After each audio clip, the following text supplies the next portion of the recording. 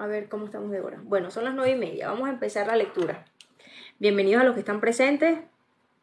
Vamos a leer el capítulo número 7 del Príncipe de Nicolás Maquiavelo. Así que bueno, bienvenidos. Vamos a arrancar la lectura. Capítulo 7. De los principados nuevos que se adquieren por la fortuna y con las armas ajenas. Los que de particulares que eran, se vieron elevados al principado por la sola fortuna. Llega a él sin mucho trabajo, pero lo encuentran máximo para conservarlo en su poder, elevados a él como en alas y sin dificultad alguna. No bien la han adquirido, los obstáculos les cercan por todas partes. Esos príncipes no consiguieron su estado más que de uno u otro de estos dos modos, o comprándolo o haciéndoselo dar por favor. Ejemplos de ambos casos ofrecieron entre los griegos muchos príncipes nombrados para las ciudades de la Iona y del Helemposto, en que Darío creyó que su propia gloria, tanto como para su propia seguridad, le inducía a creer ese género de príncipes, y entre romanos, aquellos generales que subían al imperio por el árbitro de corromper las tropas. Semejantes príncipes no se apoyan en más fundamento que en la voluntad o en la suerte de los hombres que lo exaltaron. Cosas ambas muy variables y desprovistas de estabilidad en absoluto. Fuera de esto, no saben ni pueden mantenerse en tales alturas.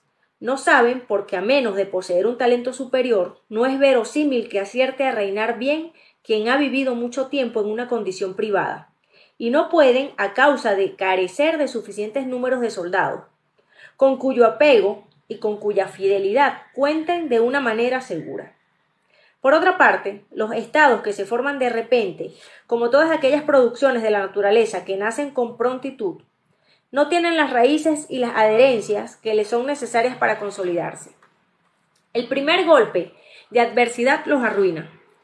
Sí, como ya insinué, los príncipes creados por improvisación carecen de la energía suficiente para conservar lo que puso en sus manos la fortuna. Y si no se han proporcionado las mismas bases que los demás príncipes se habían formado antes de serlo. Con relación a estos dos modos de llegar al principado, el valor o la fortuna, quiero traer dos ejemplos que la historia de nuestra época nos suministra. Son a saber, el de Francisco Esforcia y el de César Borgia. Francisco, de simple particular que era, llegó a ser duque de Milán, tanto por su gran valor como por los recursos de su ingenio que su ingenio podría suministrarle, y por lo mismo conservó sin excesivo esfuerzo lo que había adquirido con sus consumos afanes. César, llamado vulgarmente el duque de Valentinos,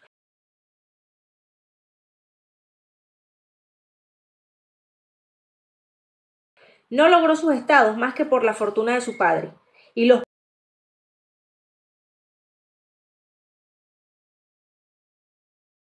perdió apenas la fortuna le hubo faltado, no sin hacer uso entonces de todos los medios imaginables, para retenerlos, y de practicar para consolidarse en los principados que la fortuna y las armas ajenas le habían procurado.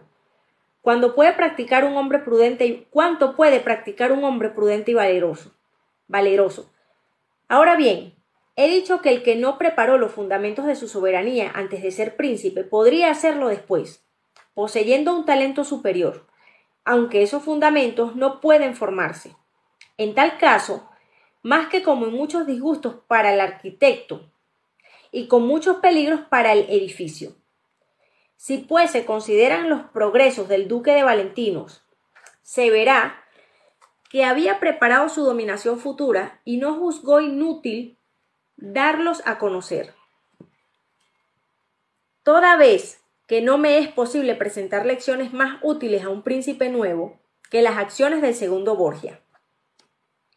Si sus instituciones no le sirvieron de nada, no fue culpa suya, sino de una extremada y extraordinaria malignidad de la suerte ciega.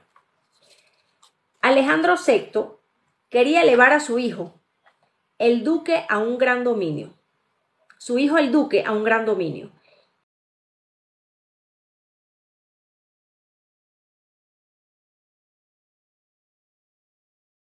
Y veía para ello fuertes dificultades en lo presente y en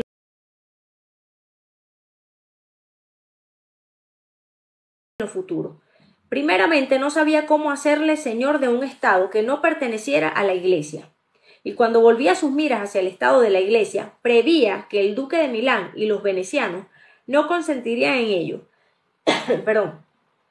Pues Faenza y Rímini, que él quería cederle ante todo, estaban ya bajo la protección de los últimos.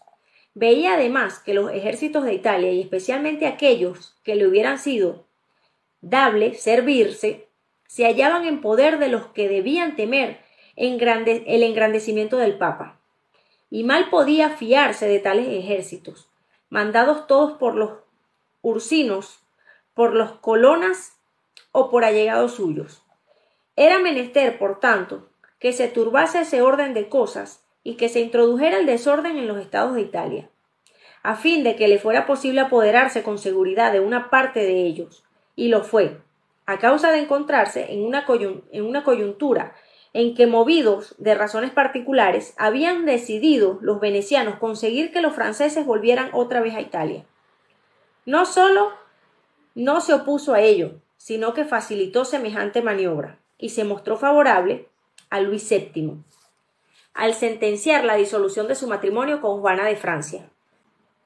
De suerte que aquel monarca llegó a Italia con la ayuda de los venecianos y con el consentimiento de Alejandro VI.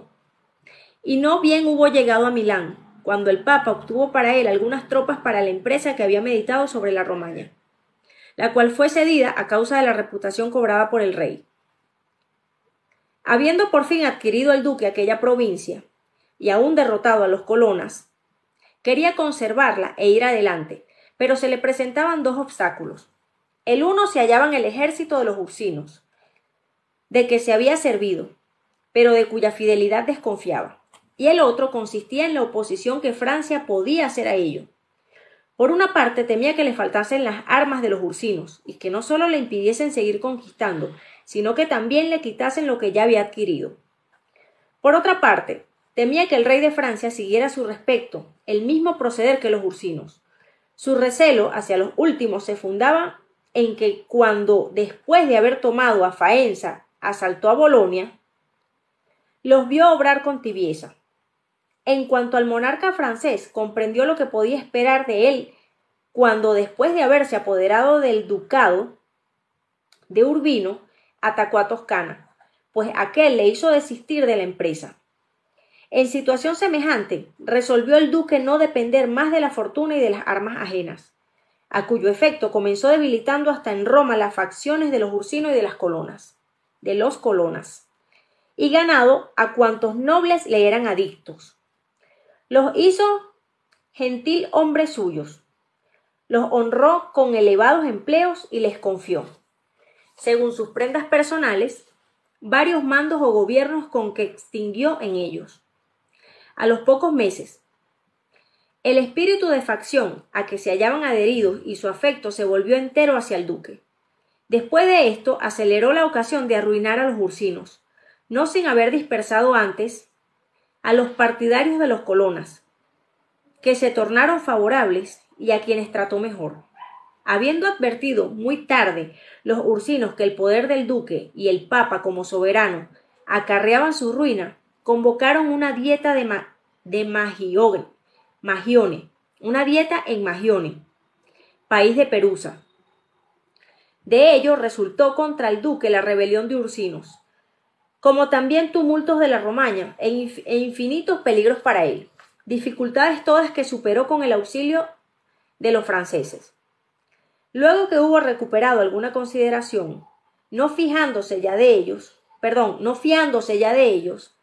ni de las demás fuerzas que le eran extrañas, y no queriendo verse en la necesidad de probarlos de nuevo, recurrió a la astucia y supo encubrir sus maniobras en grado tamaño que los ursinos, por mediación de Paulo, solicitaron la reconciliación. No ahorró recursos serviciales para asegurárselo, regalándole caballos, dinero, trajes vistosos, y ellos con tal suerte que, aprovechándose de la simplicidad de su confianza, acabó por reducirlos a caer en su poder de Sinigaglia.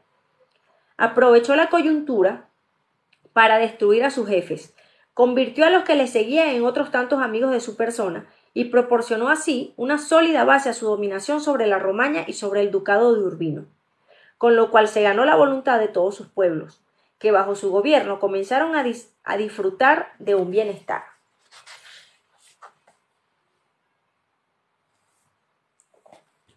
Un segundo acá. A disfrutar de un bienestar por ellos, hasta entonces desconocido. Y como esta parte de la vida del duque merece estudiarse, y aún así imitarse por otros príncipes, no quiero dejar de exponerla con alguna especificación. No bien ocupó la Romaña, la halló mandada por señores inhábiles, que más habían despojado que corregido a sus gobernados, y que más habían dado motivo a desuniones que a convergencias, por lo que en la provincia abundan los latrocinios, las contiendas y todo linaje de desórdenes. Para remediar tamaños males, estableció en ella la paz, la hizo obediente a su príncipe, le impuso un gobierno vigoroso y envió allí por presidente a Ramiro de Orco, hombre severo y expeditivo, en quien delegó una autoridad casi ilimitada, y que en poco tiempo restableció el sosiego en la comarca. Reconcilió a los ciudadanos divididos y proporcionó al duque una grande consideración. Más tarde, empero, juzgó el duque que la desmesurada potestad de Ramiro no convenía allí ya, y temiendo que se tornara muy odiosa, erigió en el centro de la provincia un tribunal civil.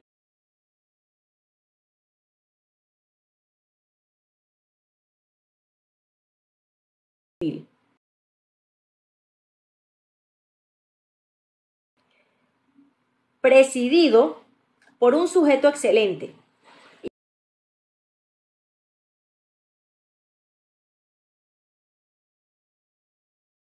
y en el que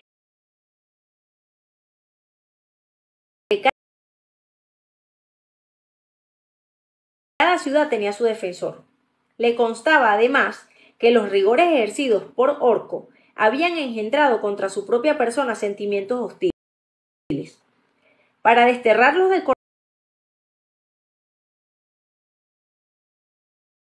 corazón de sus pueblos y ganarse la plena confianza de estos, trató de persuadirles de que no debían imputársele a él aquellos rigores, sino al genio duro de su ministro. Y para acabar de convencerles de ello, determinó castigar al último, y una mañana mandó a dividirle en 2 pedazos y mostrarle así hendido en la plaza pública de Cesena, con un cuchillo ensangrentado y un tajo de madera al lado. La ferocidad del espectáculo tan horrendo hizo que sus pueblos quedara por algún tiempo tan satisfechos como atónitos. Pero volviendo al punto de que he partido, digo que al encontrarse el duque muy poderoso, asegurado de los peligros de entonces en gran parte, armado en la necesaria medida, libre de las armas, de los vecinos que podían inferirle daños y ansioso de continuar sus conquistas, le restaba con todo el temor a Francia. Sabedor de que el rey de esta nación, que se había dado cuenta algo tardíamente de sus propias torpezas, no permitiría que el duque se engrandeciese más. Se echó a buscar nuevos amigos. Desde luego tergiversó con respecto a Francia cuando las tropas de esta nación marcharon hacia el reino de Nápoles contra el ejército español que citaba a Gaeta. Su intención era asegurarse de ellas, y el acierto habría sido rápido si Alejandro VI hubiera vivido aún. Tales fueron sus precauciones en las circunstancias del momento. En cuanto a las futuras, temía ante todo que el sucesor de Alejandro VI no le fuera favorable y que intentase arrebatarle lo que le había dado aquel. Para precaver este inconveniente, imaginó 4 recursos. Conviene a saber,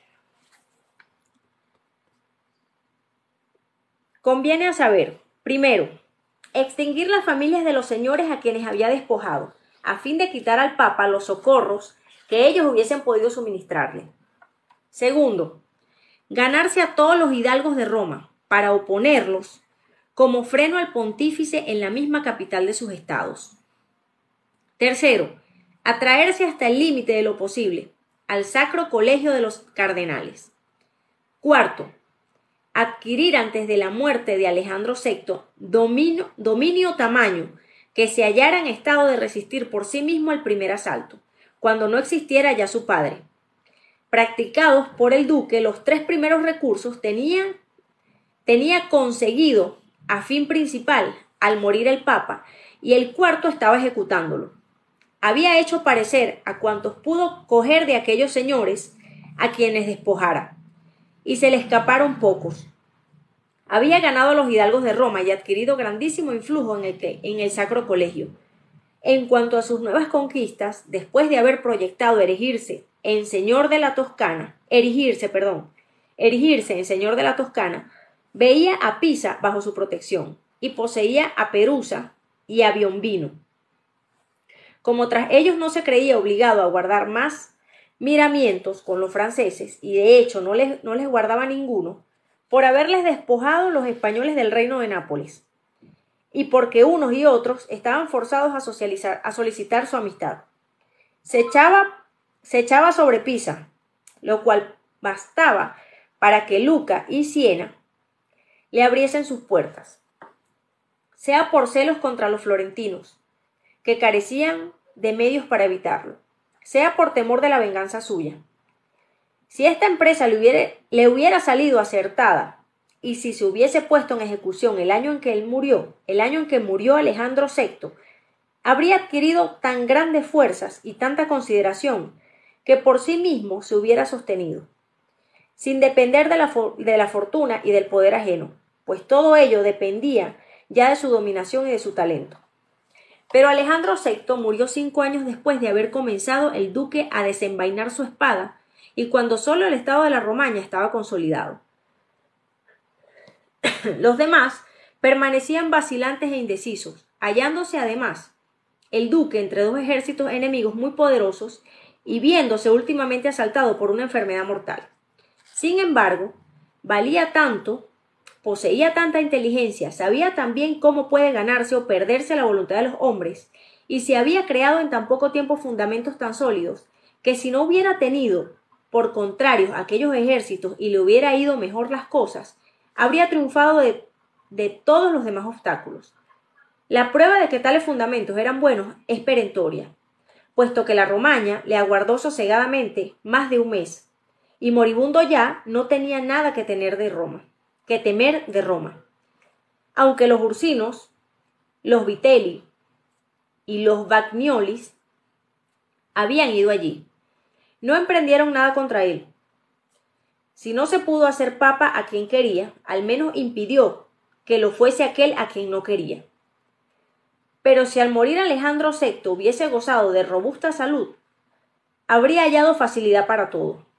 El día en que Julio II fue nombrado papa, me dijo que había calculado cuánto podía acaecer una vez muerto su padre y hallándole anticipado remedio, pero que no había pensado en que pudiera morir él mismo entonces.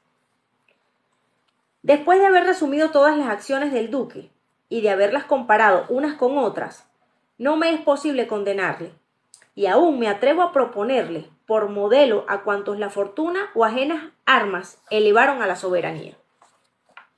Con las relevantes prendas que poseía y las profundas miras que abrigaba, no podía conducirse de diferente modo. No encontraron sus designios más impedimentos reales que la brevedad de la vida de su progenitor y su propia enfermedad. Así, el que en un principado nuevo necesite asegurarse de sus enemigos, ganarse amigos repetidamente, vencer por la fuerza o por el fraude, hacerse amar y temer de los pueblos, obtener el respeto y la fidelidad de los soldados, sustituir los antiguos estatutos por otros recientes, desembarazarse de los hombres que pueden perjudicarle, ser a la vez severo, agradable, magnánimo y liberal, y conservar la amistad de los monarcas, de suerte que éstos le sirvan de buen grado, o no le ofendan más que con mucho miramiento. El que en tal caso se halle, no encontrará ejemplo más fehaciente que el proceder del duque, por lo menos hasta la muerte de su padre. Su política cayó luego en graves faltas, sobre todo cuando al ser nombrado el sucesor de Alejandro VI, dejó el duque hacer una elección contraria a sus intereses en la persona de Julio II. No le era posible la creación de un papa de su gusto, pero teniendo como tenía la facultad de impedir que este o aquel fuesen papas, no debió permitir nunca que se le confiriera el pontificado a ninguno de los cardenales a quienes había ofendido, o que tuviese motivo de temerle. Los hombres ofenden por miedo o por odio. ¿Y qué eran? Entre otros, los de San Pedro, San Jorge, Colonna y Ascagni. Elevados una vez todos los demás pontificados, estaban en el caso de temerle, excepto el cardenal de Rouen, a causa de su fuerza, puesto que contaba con el apoyo. Aquí hay una estatua y hay una frase, ya se las leo. Los príncipes y gobiernos son mucho más peligrosos que otros elementos en la sociedad. Una frase, las frases memorables de este libro.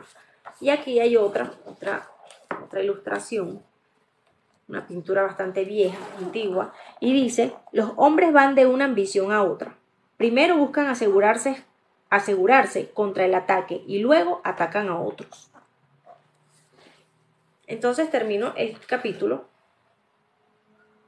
puesto que contaba con el apoyo del reino de Francia y con los cardenales españoles, con los que se había aliado y a los que había hecho varios favores. Por ende, el duque debió ante todo conseguir que el papa hubiera sido un español, y al no lograrlo, debió permitir que se eligiese el cardenal de Rouen y no al de San Pedro.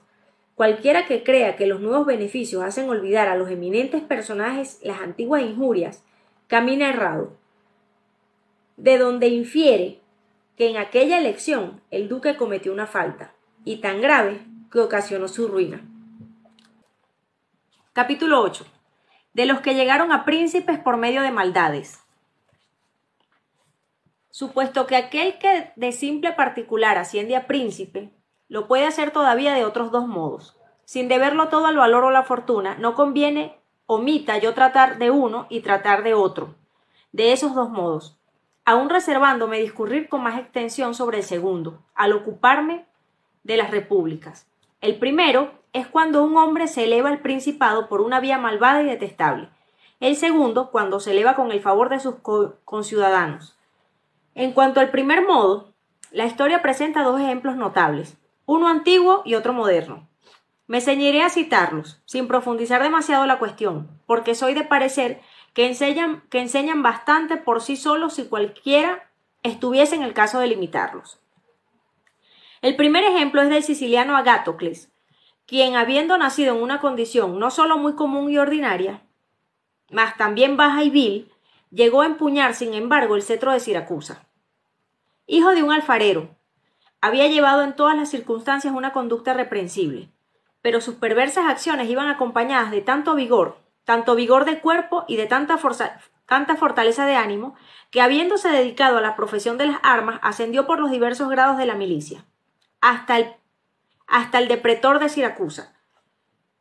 Luego que se vio elevado a este puesto, resolvió hacerse príncipe y retener con violencia, sin debérselo a nadie, la dignidad que le había concedido el libre consentimiento de sus conciudadanos. O sea, era malísimo. Después de haberse entendido sobre el asunto con el general cartaginés Amílcar, que estaba en Sicilia con su ejército, juntó una mañana al Senado y al pueblo en Siracusa, como si tuviera que deliberar con ellos sobre cosas importantes para la República, dando en aquella asamblea a los soldados la señal convenida. Entonces les mandó a matar a todos los senadores y a los ciudadanos más ricos que allí se hallaban. Librado de ambos estorbos de su ambición, ocupó y conservó el principado de Siracusa, sin que se concediera contra él ninguna guerra civil, aunque después fue 2 veces derrotado y aún sitiado por los cartagineses. No solamente pudo defender su ciudad, sino que además dejó una parte de sus tropas custodiándola y marchó a actuar a África con otra. De esta suerte, en poco tiempo libró a la cercada Siracusa y puso en tal aprieto a los cartagineses que se vieron forzados a tratarle de potencia a potencia. Se concentraron en la posesión de África y le abandonaron enteramente a Sicilia, donde se advierte reflexionado sobre la decisión y las hazañas de Agatocles, que nada o casi nada puede atribuirse a la fortuna. No por el favor ajeno, como indiqué más arriba, sino por medio de los grados militares adquiridos a costa de muchas fatigas y de muchos riesgos, consiguió la soberanía. Y sí, se mantuvo en ella y si se mantuvo en ella merced a multitud de acciones temerarias, pero llena de resolución, no cabe ciertamente aprobar lo que hizo para lograrla. La traición de sus amigos, la matanza de sus conciudadanos, su absoluta falta de religión, son en verdad recursos con los que se llega a adquirir el dominio, mas nunca la gloria. No obstante, si consideramos el valor de Agatocles en la manera como arrostró los peligros y salió triunfante de ellos, y la sublimidad de su alma en soportar y vencer los acontecimientos que le eran más adversos, no vemos por qué conceptuarle como inferior al mayor campeón de diferente especie moral a la suya. Por desdicha, su inhumanidad despiadada y su crueldad feroz son maldades evidentes que no permiten alabarle, como si mereciera ocupar un lugar eminente entre los hombres insignes. Pero repito que no puede atribuirse a su valor o a su fortuna lo que adquirió sin él y sin la otra. El segundo ejemplo, más inmediato a nuestros tiempos, es el de Oliverot de Fermo. Educado en su niñez por un tío materno, Juan Fogliani, fue colocado por este más tarde en la tropa del capitán Pablo Vitelli, a fin de que allí llegase, bajo semejante maestro, alguna alta graduación en las armas. Habiendo muerto después de Pablo y sucediéndole en el mando su hermano Viteloro, a sus órdenes peleó Oliverot, y como amén de robusto y valiente, él era inteligentísimo. Llegó a ser en breve plazo el primer hombre de su ejército. Juzgando entonces cosa servil su permanencia en él, confundido entre el vulgo de los capitanes, concebió el proyecto de apoderarse de Fermo, con ayuda de Viteloro y de algunos ciudadanos de aquella ciudad que amaban más la esclavitud que la libertad de su país. Para mejor llevar a cabo su plan, escribió, ante todo, a su tío Joaquín Fogliani. En la carta le decía ser muy natural, al cabo de tan prolongada ausencia, que quisiera abrazarle y ver de nuevo su patria, volver a Fermo y reconocer en algún modo su patrimonio. Le añadía que en efecto regresaba, pero no habiéndose fatigado durante tan larga separación, más que para adquirir algún honor y deseando mostrar a sus compatriotas que no había perdido el tiempo en tal respecto. Creía deber presentarse con cierto atuendo, acompañado de amigos suyos, de varios servidores y de 100 soldados de a caballo. Por ende, le rogaba hiciera de modo que los ciudadanos de Fermo le acogiesen con distinción, atendiendo a semejante recibimiento, no sólo le honraría a él mismo, sino que redundaría también en gloria del tío, su segundo padre y su primer preceptor. Juan no dejó de hacer favores que solicitaba, y a los que le parecía ser acreedor su sobrino. Procuró que los ciudadanos de Fermo le concibiesen con gran honra, y le alojó en su palacio. Oliverot, luego de haberlos dispuesto todos para la maldad que había premeditado, dio en el palacio un espléndido banquete, al que invitó a Juan Fogliani y a las personas de más viso de la población. Al final del convite, y cuando conforme al uso de entonces, se departía sobre cosas que se habla comúnmente en la mesa. Oliverot hizo recaer diestramente la conversación sobre la grandeza de Alejandro VI y de su hijo César Borgia, como asimismo de sus empresas. Mientras él respondía a los discursos de los otros y los otros contestaban a los suyos, se levantó de repente, manifestando ser aquella una materia que no debía hablarse más que en el apartado sitio, y se retiró a un cuarto particular, al que Fogliani y las demás personas de viso le siguieron. Apenas se hubieron sentado allí, cuando, por salidas ignoradas de ellos, entraron diversos soldados, que los degollaron a todos sin perdonar a Fogliani. Terminada la matanza, Oliverot montó a caballo, recorrió la ciudad, fue a sitiar al primer magistrado en su propio alcázar y los habitantes de Fermo, poseídos de súbito e inaudito temor, se vieron obligados a obedecerle y a formar un nuevo gobierno, del que se constituyó soberano. desembarazado por tal arte de todos aquellos hombres cuyo descontento podía serle fatal. Fortificó su autoridad con nuevos estatutos civiles y militares, de suerte que por espacio del año que conservó su soberanía, no solo se mantuvo seguro en la ciudad de Fermo, sino que además se hizo respetar y temer de sus vecinos. Y hubiera sido tan perdurable como Agáthocles, si no se hubiese dejado engañar por César Borgia. Cuando en Sinigaglia sorprendió como indiqué, ya a los ursinos y a los vitelios. Aprendido con estos, el propio Liberot en aquella ocasión, un año después de su parricidio, le ahorcaron en compañía de Viteloro, que había sido su mentor de audacia y de maldad. Preguntarse por qué Agáthocles, Liberot y algún otro de la misma especie lograron, a pesar de tantas traiciones y de tantas crueldades, vivir largo tiempo seguros en su patria y defenderse de los enemigos exteriores sin seguir siendo traidores y crueles. También podría preguntarse por qué sus conciudadanos no se conjuraron nunca contra ellos, al paso que otros, empleando iguales recursos, no consiguieron conservarse jamás en sus estados, ni en tiempo de paz ni en tiempo de guerra. Creo que esto dimana del uso bueno o malo que se hace de la traición y de la crueldad. Permítanme llamar buen uso de los actos de rigor el que se ejerce con brusquedad, de una vez y únicamente por la necesidad de proveer a la seguridad propia, sin continuarlos luego y tratando a la vez de encaminarlos cuando sea posible a la mayor utilidad de los gobernados.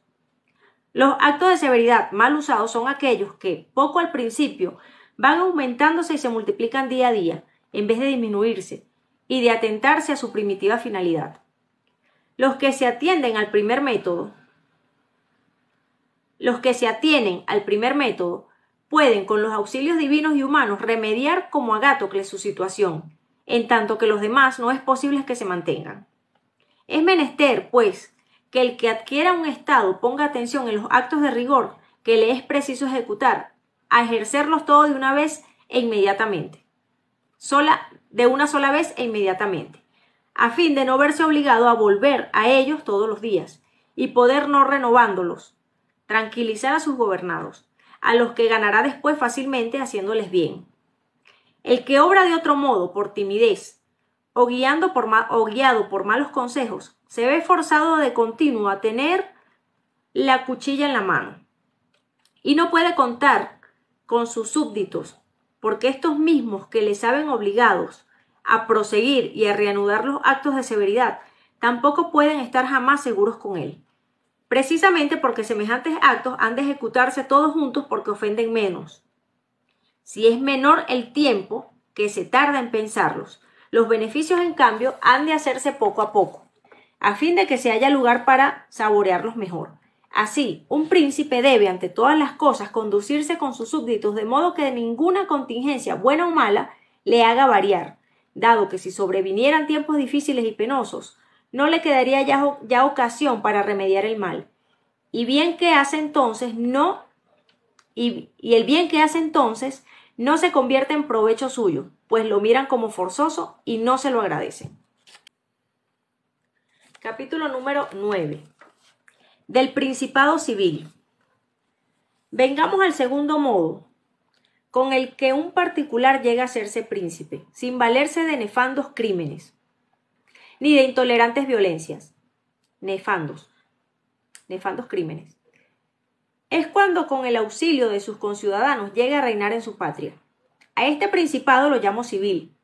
Para adquirirlo no hay necesidad alguna de cuanto el valor o la fortuna pueden hacer, sino más bien de cuanto una acertada astucia puede combinar. Porque nadie se eleva a esta soberanía sin el favor del pueblo o de los grandes. En toda ciudad existen dos inclinaciones diversas, una de las cuales proviene de que el pueblo desea no ser dominado y oprimido por los grandes, y otra de que por los grandes desean dominar y oprimir al pueblo. Del choque de ambas inclinaciones dimana una de estas tres cosas, o el establecimiento del principado, o el de la república, y el de la licencia y la anarquía. En cuanto al principado, su establecimiento se promueve por el pueblo o por los grandes, según que uno u otro de estos partidos tenga ocasión para ello. Si los grandes ven que no les es posible resistir al pueblo, comienzan por formar una reputación a uno de ellos, y dirigiendo todas las miradas hacia él, acaban por hacerle príncipe, a fin de poder dar a la sombra de su soberanía rienda suelta a sus deseos. El pueblo procede de igual manera con respecto a uno solo, si ve que no le es posible resistir a los grandes, a fin de que le proteja con su autoridad. El que consigue la soberanía con el auxilio de los grandes se mantiene en ella con más dificultad que el que la consigue con el pueblo, porque desde que es príncipe se ve cercado de muchas personas que tienen por igual a él. No puede mandarlas ni manejarlas a su discreción, pero el que consigue la soberanía con el auxilio del pueblo se halla solo en su exaltación, y entre cuantos le rodean no encuentra ninguno o encuentra poquísimos que no estén pronto a obedecerle. Por otra parte, es difícil con decoro y sin agraviar a los otros contentar los deseos de los grandes, pero se contentan fácilmente los del pueblo, porque los deseos de éste llevan un fin más honrado que el de los grandes, en atención sobre todo a que los grandes quieren oprimir. El pueblo solo quiere no ser oprimido. Añádase a lo dicho que si el pueblo es enemigo del príncipe, éste no se verá jamás seguro, pues el pueblo se compone de un número grandísimo de hombres, mientras que siendo poco numerosos los grandes, es posible asegurarse de ellos más fácilmente. Lo peor que el príncipe puede temer de un pueblo que no le ama es ser abandonado por él. Pero si le son contrarios los grandes, debe temer no solo verse abandonado, sino también atacado y destruido por ellos, que teniendo más previsión y más astucia que el pueblo, emplean bien el tiempo para salir del apuro, y solicitan dignidades de aquel que esperan ver sustituir al príncipe reinante. Además, el príncipe se ve obligado a vivir siempre con un mismo pueblo, al paso que le es factible obrar sin unos mismos grandes, puesto que está en su mano hacer otros nuevos y deshacerlo todos los días, como también darles crédito o quitarles el de que gozan, cuando le venga en gana. Para aclarar más lo relativo a los grandes, digo que deben considerarse en dos aspectos principales. O se conducen de un modo que unan en un todo con la fortuna, o proceden de modo que se pasen sin ella. Los primeros, si no son rapaces, deben ser estimados y honrados. Los segundos, que no se ligan al príncipe personalmente, pueden considerarse en otros dos aspectos. Unos obran así por pusilanimidad o falta de ánimo, y entonces el príncipe debe servirse de ellos como de los primeros, especialmente cuando le den buenos consejos, porque le son fieles en la prosperidad e inofensivos en la adversidad. Pero los que obran por cálculo o por ambición manifiestan que piensan más en él que en su soberano, y que éste debe prevenirse contra ellos y mirarlos como enemigos declarados, porque en la adversidad ayudarán a hacerle caer. Real. Un ciudadano llegado a príncipe, por el favor del pueblo, ha de tener a conservar su efecto, lo cual es fácil, ya que el pueblo pide únicamente no ser oprimido. Por el que llegó a ser príncipe con el auxilio de los grandes y contra el voto del pueblo, ha de procurar conciliárselo, tomándolo bajo su protección. Cuando los hombres reciben bien de quien no esperan más que mal, se apoyan más y más en él. Así, el pueblo sometido por un príncipe nuevo, que se erige en bienhechor suyo, le coge más afecto que si él mismo, por benevolencia, le hubiera elevado a la soberanía. No, le coge más afecto que si él mismo, por benevolencia, le hubiera elevado a la soberanía. Luego el príncipe puede captarse al pueblo de varios modos, pero tan numerosos y dependientes de tantas circunstancias variables que me es imposible formular una regla fija y cierta sobre el asunto. Y me limito a insistir en que es necesario que el príncipe posea el afecto del pueblo, sin lo cual carecerá del apoyo en la adversidad. Nabis, príncipe nuevo entre los espartanos, resistió el sitio de todas las tropas griegas y de un ejército romano curtido en las victorias, y resistió fácilmente contra ambas fuerzas su patria y su estado. por bastarle al acercarse al peligro, asegurarse de un corto número de enemigos interiores. Pero no hubiera logrado tamaños triunfos si hubiera tenido al pueblo por enemigo. Y no se cree impugnar la opinión que estoy sentando aquí, con objetarme el tan repetido adagio que con quien fía el pueblo edifica sobre arena. Confieso ser esto verdad para un ciudadano privado que, satisfecho con semejante fundamento, creyera que el pueblo le libraría, si le viera oprimido por sus enemigos o por sus magistrados. En tal caso, podría engañarse a menudo en sus esperanzas, como ocurrió con los Gracos en Roma y a Jorge Scali en Florencia. Pero si el que se funda en el pueblo es príncipe suyo y puede mandarle, y es hombre de corazón, no se atemorizará en la adversidad. Como haya tomado las disposiciones oportunas y manteniendo con sus estatutos y con su valor el de la generalidad de los ciudadanos, no será engañado jamás por el pueblo y reconocerá que los fundamentos que se ha formado con éste son buenos, porque las soberanías de esta clase solo peligran cuando se las hace subir del orden civil al de una monarquía absoluta en el que el príncipe manda por sí mismo, o por intermedio de sus magistrados. En el último caso, la situación es más débil y más temerosa, por depender enteramente de la voluntad de los que ejercen las magistraturas y que pueden arrebatarse sin gran esfuerzo el Estado, ya sublevándose contra él, ya no obedeciéndole. En los peligros, semejante príncipe no encuentra ya razón para recuperar su omnímoda autoridad, por cuanto los súbditos acostumbrados a recibir las órdenes directamente de los magistrados no están dispuestos en tales circunstancias críticas a obedecer a las suyas. En tiempos tan dudosos, carece siempre de gentes en quienes pueda confiar. No se halla en el caso de los momentos pacíficos, en los que los ciudadanos necesitan del Estado, porque entonces todos se mueven, prometen y quieren morir por él, en atención a que ven la muerte remota. Pero en épocas revueltas, cuando el Estado más necesita de los ciudadanos, son poquísimos los que se secundan. Y en la experiencia es tanto más peligrosa cuanto no cabe hacerla más que una vez. Por ende, un soberano prudente debe imaginar un método por el que sus gobernados tengan de continuo, en todo evento y en circunstancias de cualquier índole, una necesidad grandísima de su principado. Es el medio más seguro de hacerlos fieles para siempre. Era el capítulo número 10.